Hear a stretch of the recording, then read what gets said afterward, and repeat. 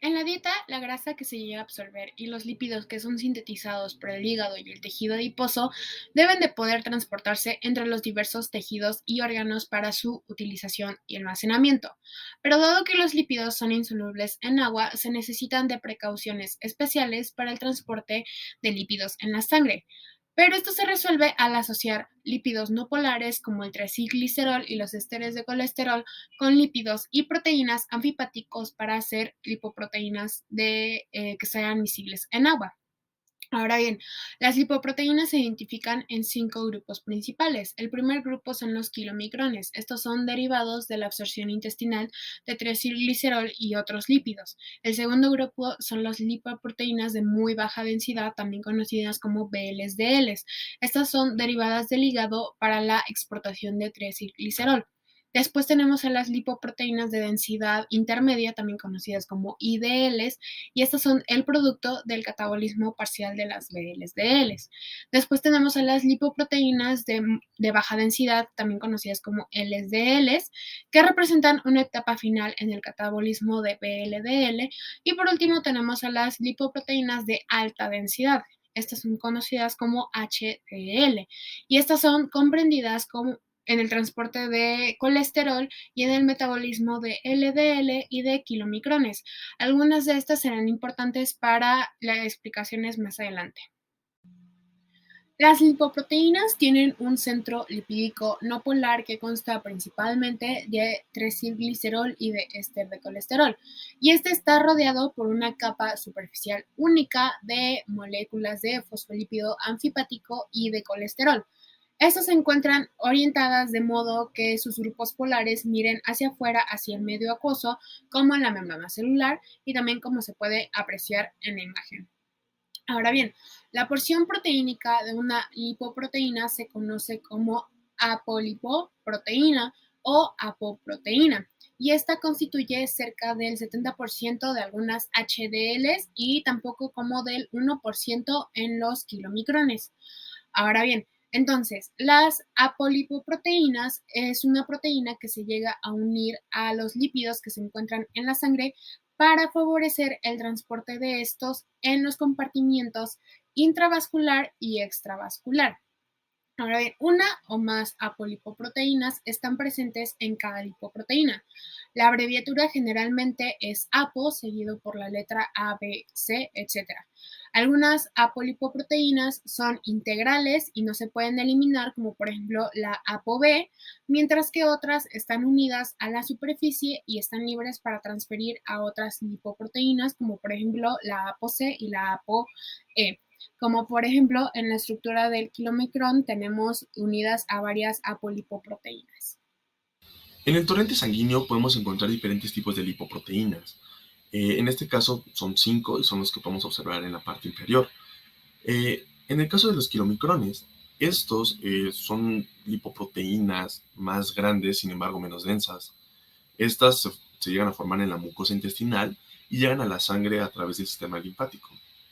Estos contienen principalmente triglicéridos y transportan estos lípidos desde el intestino hacia los tejidos periféricos, en este caso en el tejido adiposo. Estos kilomicrones se degradan gradualmente en remanentes de kilomicrones y son eliminados de la sangre por el hígado. También podemos encontrarnos al HDL, que en comparación a los kilomicrones, estos tienen una alta densidad y se conocen también como con el nombre de colesterol bueno. Estos se originan en el hígado y recogen el exceso de colesterol de los tejidos y los transportan de regreso al hígado. Además, cabe recalcar que el HDL promueve la renovación de kilomicrones y de la VLDL. Y como bien hablamos de la VDL, en comparación del HDL, esos tienen una densidad muy baja. Estas son lipoproteínas de igual forma producidas en el hígado y estas, su finalidad es transportar triacilglicerol desde el hígado a los tejidos periféricos, donde se van a liberar mediante la acción de la lipoproteína lipasa. Ahora, en el caso del LDL, estos tienen una densidad baja. Estas son lipoproteínas formadas a partir de la VLDL y también son conocidas con el nombre de colesterol malo. Estas contienen principalmente colesterol y estas transportan el colesterol desde el hígado a los tejidos periféricos. Y por último tenemos al IDL, que estos tiene una densidad intermedia y pues, son intermediarias entre la VLDL y la LDL. Estas contienen variables de triglicéridos y colesteroles. Algunas, algunas IDL son captadas por el hígado, mientras que otras se definen en el LDL mediante la acción de la enzima lipasa hepática. Y en cuestión de la imagen que podemos observar en pantalla, podemos apreciar la apoproteína, el colesterol libre, fosfolípidos, ester de colesterol y los triacilgliceroles respectivamente de cada una lipoproteína. Cada una tiene más o menos. Y de igual forma, en el cuadro que se encuentra en la imagen en la parte inferior, podemos observar las densidades que se encuentran desde la menos densa hasta la más densa. Bueno, yo voy a hablar sobre la finalidad de las lipoproteínas. Su finalidad principal es el transporte de lípidos como triglicéridos y colesterol.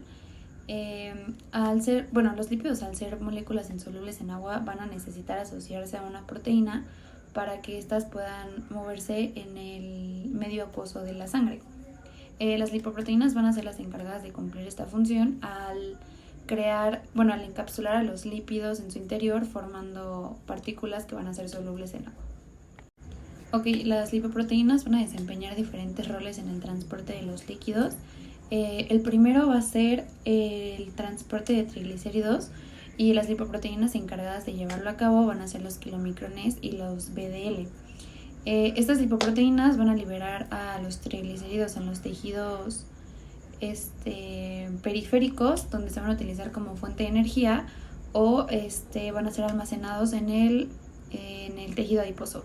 De hecho, aquí les puse una imagen en la que se pueden ver que los kilomicrones son las bolitas amarillas que vienen del intestino, y los VLDL son las que son como cafecitas que vienen del hígado, y ambas tienen unas flechitas que van a desencadenar en el músculo y en el tejido adiposo.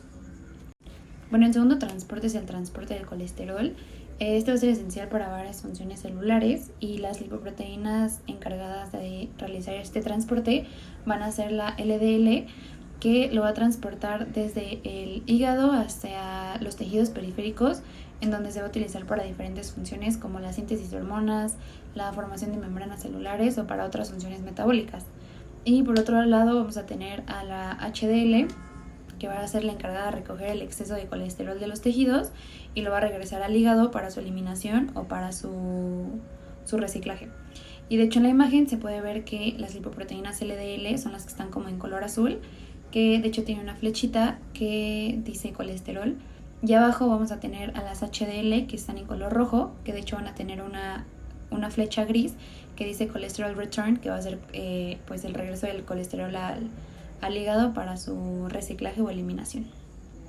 Bueno, la tercera función es la regulación del metabolismo lipídico, las lipoproteínas van a desempeñar un papel importante en esta regulación, ya que el equilibrio entre las lipoproteínas IDL y HDL se pueden ver afectadas en el aumento de la concentración de colesterol en el torrente sanguíneo, que puede desencadenar a una enfermedad cardiovascular.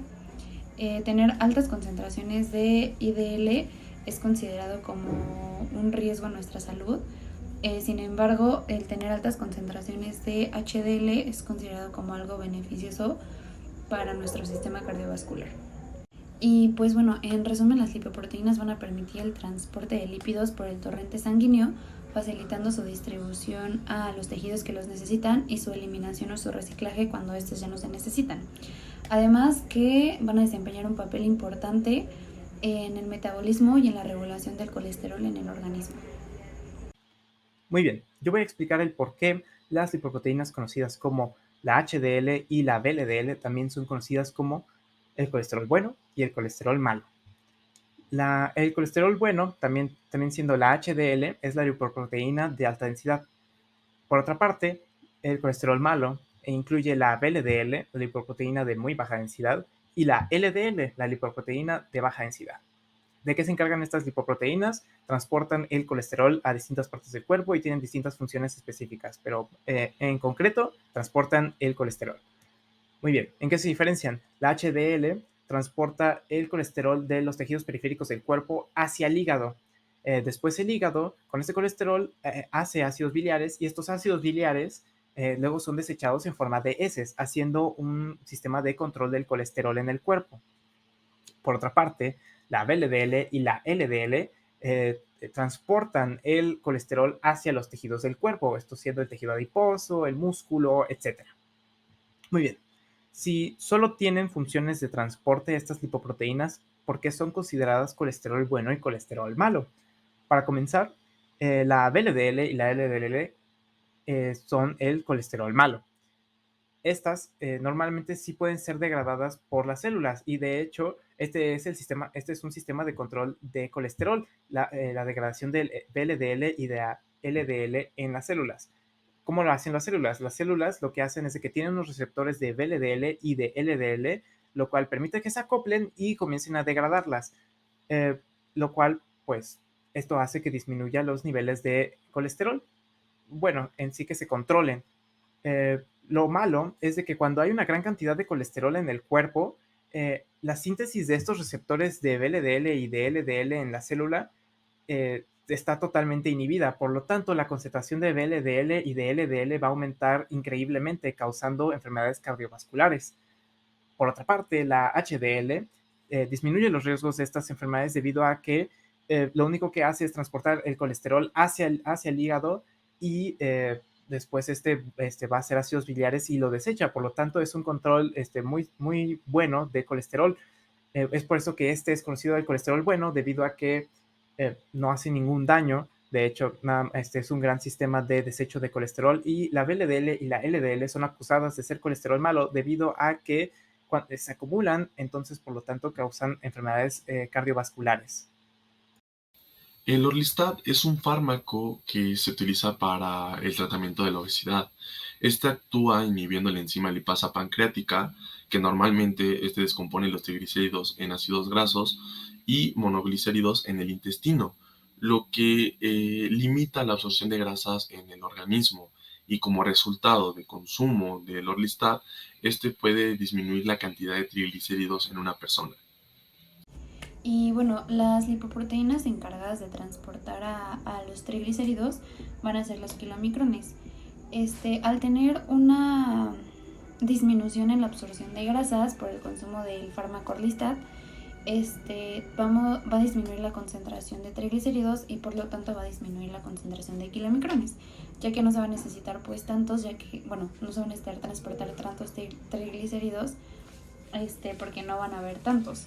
Entonces, se puede decir que en una persona que consume Orlistat es probable que se observe una disminución en los niveles de kilomicrones, que pues va a ser resultado de la inhibición de la absorción de las grasas. La última pregunta es acerca del por qué la dieta promedio del mexicano generalmente conduce a aterosclerosis. Pero para responder esta pregunta, primero debemos saber qué es la aterosclerosis. Esta es la forma más común de arteriosclerosis y esta se caracteriza por la presencia de ateromas, que son engrosamientos arteriales. Por lo tanto, la aterosclerosis es una enfermedad progresiva que comienza como depósitos lipídicos intracelulares en las células musculares lisas de la pared arterial interna. Estas lesiones acaban convirtiéndose en placas fibrosas y calcificadas que llegan a estrechar e incluso a obstruir las arterias. Por eso, la rugosidad resultante de la pared arterial llega a favorecer la formación de coágulos sanguíneos que también pueden llegar a tapar a la arteria. Es por esto que la interrupción del flujo sanguíneo, conocida como infarto, llega a provocar la muerte de los tejidos afectados. Y aunque los arteromas pueden aparecer en muchas arterias diferentes, estas son más frecuentes en las arterias coronarias, que son las arterias que llegan a irrigar el corazón. Por lo tanto, el resultado son los infartos del miocardio o ataques al corazón, que es la causa más común de muerte en los países occidentales industrializados y, como sabemos, es una de las muertes más comunes aquí en México. Ahora bien, también para responder a esta pregunta debemos de saber un poco del transporte reverso del colesterol. Y como base debemos de saber que las HDL transportan el colesterol de los tejidos al hígado, ya que este es el único órgano que es capaz de eliminar cantidades significativas de colesterol mediante su conversión en ácidos biliares, ya que esto ocurre a través de la mediación tanto del receptor de LDL como de un receptor específico de HDL que es denominado como SRB1. Aproximadamente la mitad de las VLDLs después de su degradación a IDL y LDL es absorbida por el hígado a través de endocitosis mediada por el receptor de LDL. Sin embargo, los hepatocitos captan los ésteres de colesterol de las HDL por un mecanismo totalmente diferente, ya que en lugar de ser engullidas y degradadas, las HDLs unidas a las SRB1 se transfieren significativamente sus componentes de ésteres de colesterol a la célula. Y después, las HDLs desprovistas de lípidos se disocian de la célula y vuelven a entrar a la circulación. Y todo esto es lo que sucede en un cuerpo sano y este proceso continúa de forma normal y sin complicaciones. Pero cuando existen grandes cantidades de colesterol es cuando hace que se queden en las paredes de los vasos sanguíneos y es lo que forma enfermedades como la aterosclerosis que mencionamos anteriormente. Muy bien, ya habiendo dado la introducción de qué es la aterosclerosis, yo voy a recitar sus pasos para así poder dar una mejor respuesta a la pregunta dada. Primero, siendo el paso cero de la aterosclerosis, es una gran cantidad de colesterol en el cuerpo debido a una mala alimentación, malos hábitos de ejercicio, de alimentación, por supuesto. Esto da una gran concentración de colesterol en el cuerpo, lo cual causa una inhibición en la síntesis de los receptores de VLDL y DLDL en el cuerpo, como expliqué anteriormente, esto causando que aumente también su concentración en el cuerpo. Ok, entonces, comenzando con el paso 1. Los LDL, las lipoproteínas de baja densidad, que ya están en exceso, llegan a los tejidos de la arteria y estos son modificados. Una vez que son modificados, estos se comienzan a producir unas moléculas que son de adhesión, lo cual hace que se empiecen a adherir a las paredes de los vasos sanguíneos. Estas moléculas de adhesión lo que hacen es de que van a atraer a los monocitos y a las células T. Después, en el paso 2, estos monocitos maduran y se convierten en macrófagos activos. Estos producen muchas moléculas inflamatorias, lo cual hace que se inflamen los vasos, entonces pues, se hace un menor espacio para que pueda fluir la sangre y también comienzan a eliminar las LDL modificadas. Continuando con los pasos de la aterosclerosis, también voy a explicar la formación de las células espumosas, lo cual es en el paso 3. Tomando en cuenta que en el paso 2 ya maduraron los monocitos a macrófagos, ahora ya en el paso 3 estos macrófagos siguen digiriendo la LDL modificada, lo cual lleva a que se llenen de gotitas de lípidos, se van a llenar de lípidos, esto dando forma a las células espumosas. Estas mismas células espumosas van a formar la placa aterosclerótica. Igual, pues esta placa es el primer indicio de aterosclerosis. Continuando con el paso 4, esta placa sigue creciendo debido a que la inflamación no ha parado. Igual la inflamación promueve la formación de una capa fibrosa, la cual va a tapar estos lípidos y a la placa. Todo esto con el fin de proteger al torrente sanguíneo de los depósitos de lípidos que se han formado en las paredes de los vasos. Sin embargo, lamentablemente, en el último paso, en el paso final, la producción de moléculas inflamatorias no termina y también el flujo sanguíneo continúa. Por lo tanto, esta capa se rompe, dando lugar a que salgan todas las células espumosas y la placa aterosclerótica. Las células espumosas liberan un agente de coagulación de la sangre y esta placa se puede formar trombos y coágulos, los cuales, si no son tratados, podrían llegar a dar un ataque cardíaco, enfermedades cardíacas, tapar las arterias importantes, lo cual pues también daría luz a problemas como la muerte de las células cardíacas y también la muerte. Uno de los factores más importantes, o incluso el factor más importante en la formación de aterosclerosis, es la dieta. y la dieta mexicana básicamente es perfecta para la formación de aterosclerosis en los ciudadanos mexicanos. La dieta mexicana se basa en la triada del frijol, el maíz y el chile. Pero enfocándonos en el maíz, el cual es el más importante, este en sí no es un alimento malo y es un alimento muy versátil. Sin embargo, hemos entrado a una sociedad en la cual consume demasiada comida. Y no solo eso, eh, todos estos alimentos que consumimos, que están en base de maíz, también los comemos fritos, lo cual hace que no solo estos alimentos tengan una gran cantidad de carbohidratos, sino también tienen una gran cantidad de lípidos, y ni siquiera las grasas buenas, sino también estas son las grasas trans, las cuales nos hacen mucho daño a nuestro cuerpo debido a que afectan a los sistemas que controlan el colesterol en el cuerpo. Esto siendo la síntesis de receptores de VLDL y LDL y también la formación de HDL. El sedentarismo también es uno de los grandes factores los cuales aportan a la formación de aterosclerosis, y la sociedad mexicana tenemos mucho sedentarismo.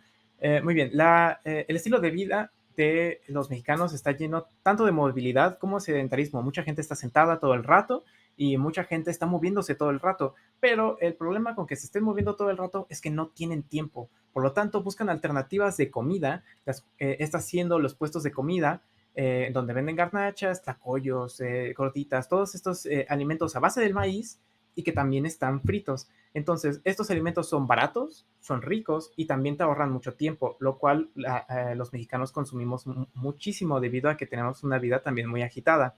Sin embargo, también hay otros mexicanos los cuales también se las pasan manejando, se las pasan sentados en computadoras, los cuales también buscan alimentos que sean sencillos, que sean rápidos, que sean ricos y que llenen la barriga. Por lo tanto, también van a estos puestos en busca de comida, lo cual eleva el desarrollo de obesidad en la sociedad. Igual también la inactividad física en México es increíblemente grande, lo cual lo hace un factor de riesgo de enfermedades cardiovasculares.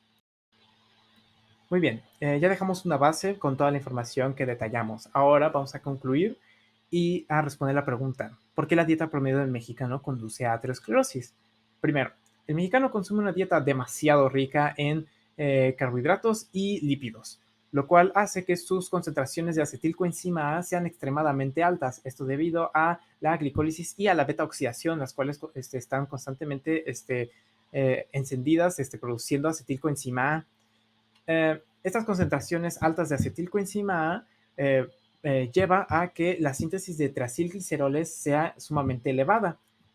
Si hay muchos triacilgliceroles, esto hace que se inhiba la síntesis de los receptores de VLDL y de LDL, causando aterosclerosis.